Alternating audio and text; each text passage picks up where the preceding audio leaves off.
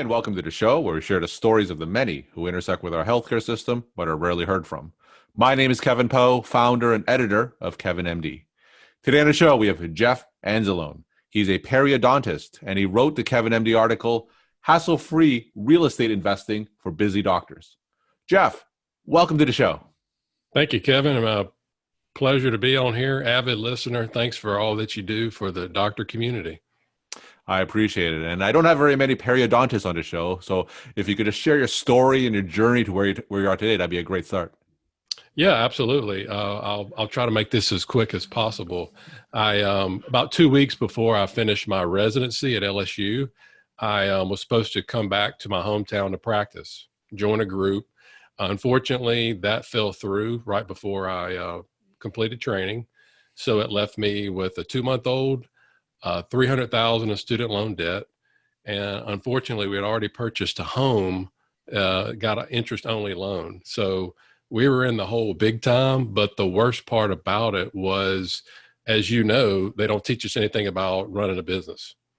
So I really didn't know what to do. So I just started networking with other dentists and dental specialists in the area.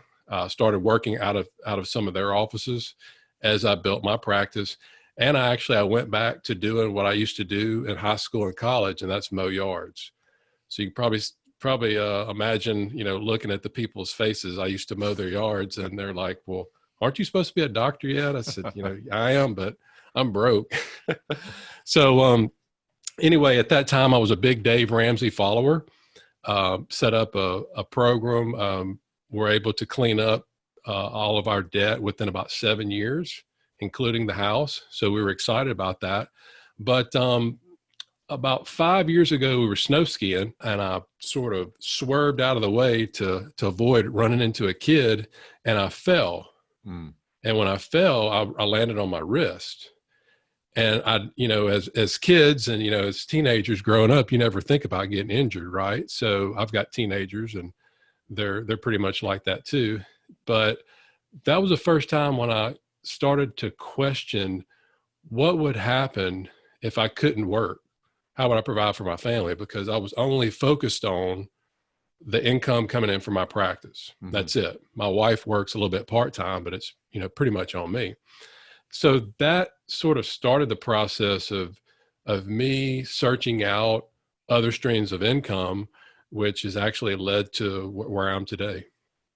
Fantastic. So let's transition into that article where we talk about some of those other streams of income.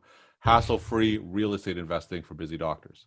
Now, for those who haven't read your article, can you just walk my audience through it and maybe share the story of why you decided to write it?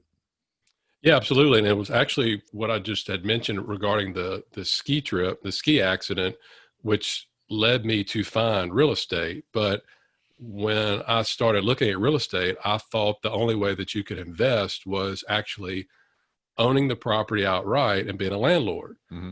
But one of my favorite books that I've read, and I'm sure you've read, Start With Why, Simon Sinek. One of the reasons that I wanted to do something extra, or my wife and I wanted to do something, was we wanted to spend more time with our kids while they're still, under our roof. And if we owned real estate outright, we'd have to be a landlord. That would take up more time. So we knew that was out. Luckily, I started learning about other options, such as passive real estate options, to where you could continue treating patients, whether full-time or part-time, but invest your money in things outside of the stock market that start to pay you. And what happens is you focus on getting these assets to cover your expenses, your monthly expenses. Mm-hmm. And your personal expenses. If you 10,000, let's say you have a $10,000 a month that you're spending on personal expenses, your home and private tuition, that sort of thing. Well, if you work and get enough passive income coming in to replace that, then you're financially independent. If you want to work, great. If you want to work full-time, part-time, if you want to do something else. So the great thing about it is it really started providing us options that we never had before, because everyone's focused on the traditional way to, save for retirement, work 30, 40 years, put your money in a 401k and hope that you have enough and you don't run out. But doing it this way, it's a completely different way to look at it.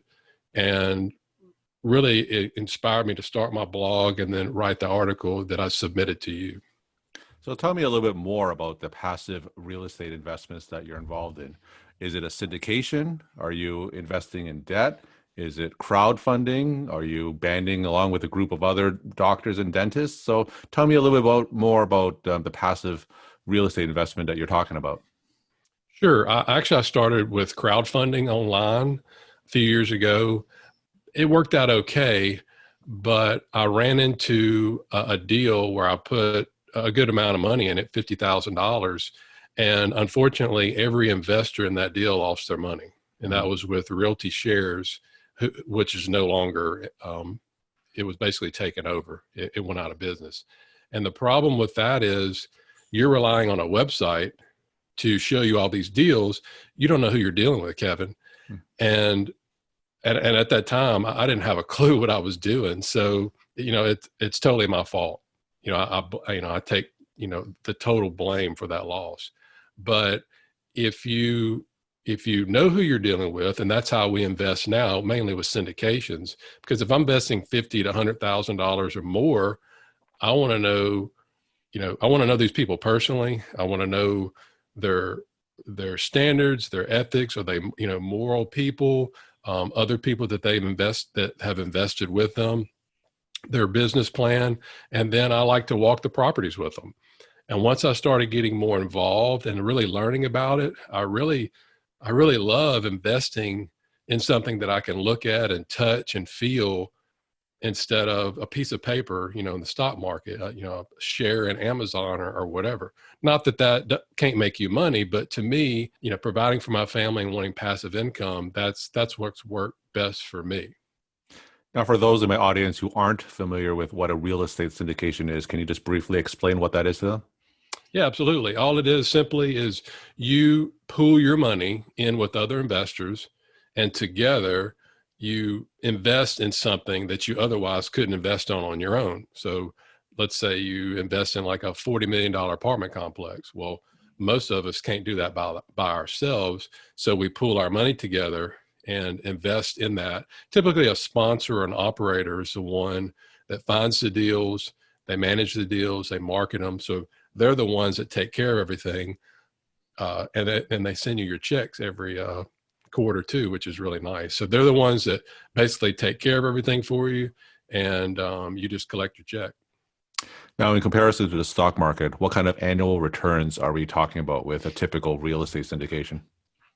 I still invest in the stock market with our office 401k, and I provide a match for my employees. And I typically have, anywhere from 7 to 8% index funds with Vanguard. So, not bad. That's average, I think, for the most part. With these syndications, we're basically doubling our money about every 5 to 6 years. A lot of that is tax-free. So the returns are much higher. The tax benefits are fantastic, which for majority of your listeners, that's our highest expense, 40 to 50% a year we're paying in taxes. So this really helps. If you do it correctly, it could really help lower your tax burden. And typically, how much is the minimum investment for a syndication? The ones that I've personally been in are $50,000. There are some out there that are a little bit lower. Some are a little higher, but that tends to be the average. And I know syndications invest in a variety of buildings. It could be residential, it could be office, it could be storage units, it could be car washes. So in general, the syndications that you're talking about, what exactly are they investing in? The ones I've personally been in are multifamily or apartment complexes and high growth areas that are stable. They've been cash flowing for 20, 30 plus years.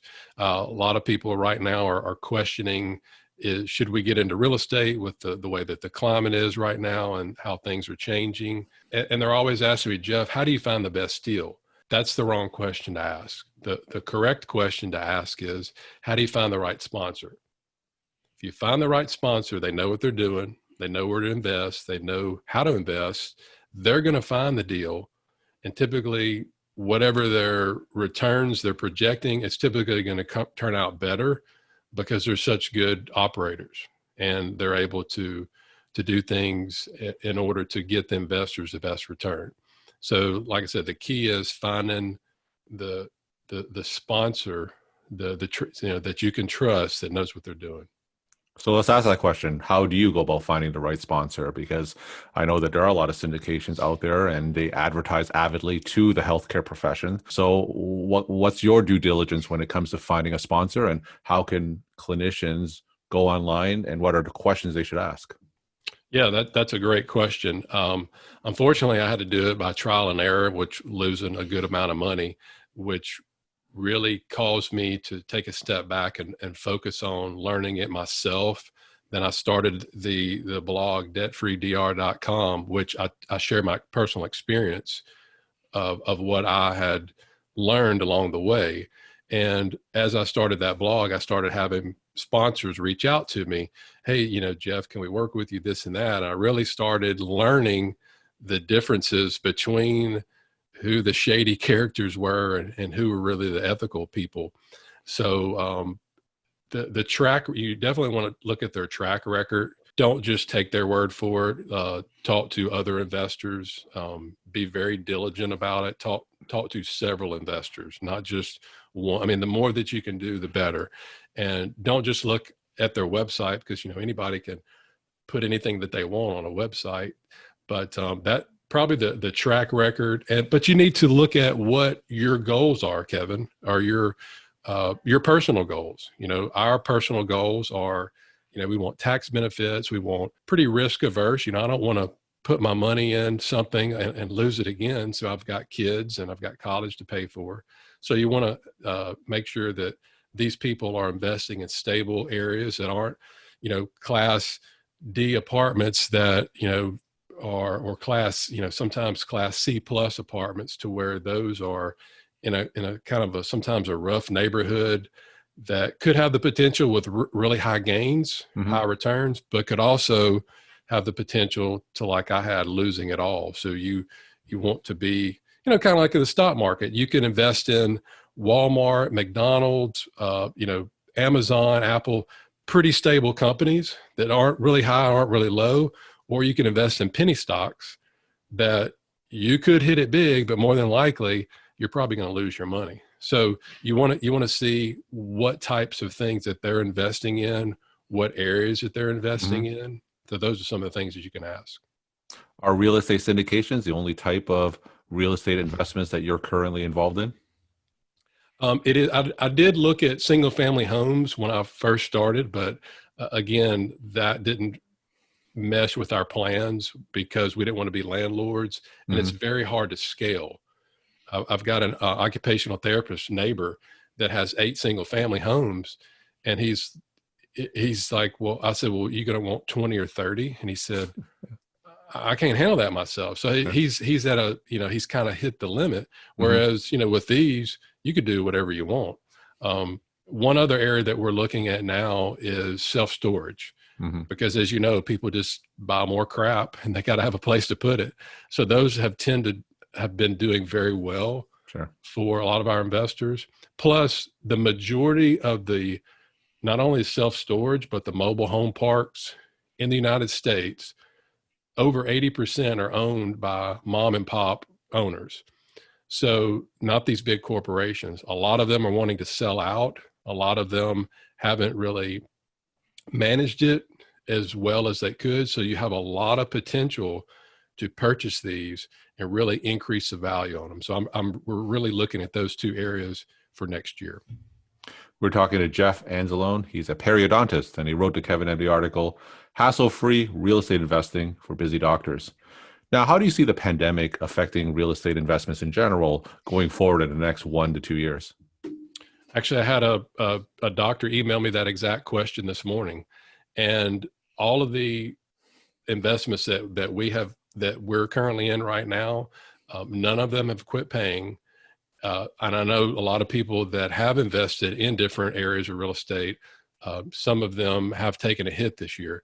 So again, if you if you can find the correct sponsor and operator that knows where to invest, there you shouldn't have a lot of ups and downs, because everybody has to have a place to live. Mm-hmm. You know, that you look at the basics, you got to meet your basics first. You know, even people that got the unemployment or stimulus money, what do they do first? Well, hopefully they pay for their mortgage first, food, you know, shelter, clothing. So you take care of those needs first. So, and I think it's very, very stable as long as you are in the correct area and you're working with the right people. And can you share some resources for clinicians who are interested in learning more about syndications and other real estate investment options? Yeah, absolutely. I've got a whole area on my website, debtfreedr.com. So there's a real estate tab, and I have resources on there, tax resources, people that I work with personally, that I invest with, and a couple of other trusted advisors that I deal with as well. So I think that, you know, they could check that out. Also, I have somebody's interested in learning more about passive income. They could go to debtfreedr.com/free guide. And it's just the basics of what passive income is and how to get started in learning about it. And my final question, Jeff, what is your take-home message you want to leave with the KevinMD audience? Take-home message would be start with your why. You know, sit down with, if you're married, sit down, make goals together. And every time you come to a point in your life where you're wanting to invest in something, will always resort back to your goals. And that will point you in the direction that you should go. Jeff, thank you so much for sharing your insight and time. And thanks again for being on the show. Absolutely. Thank you for everything that you do for us too, Kevin.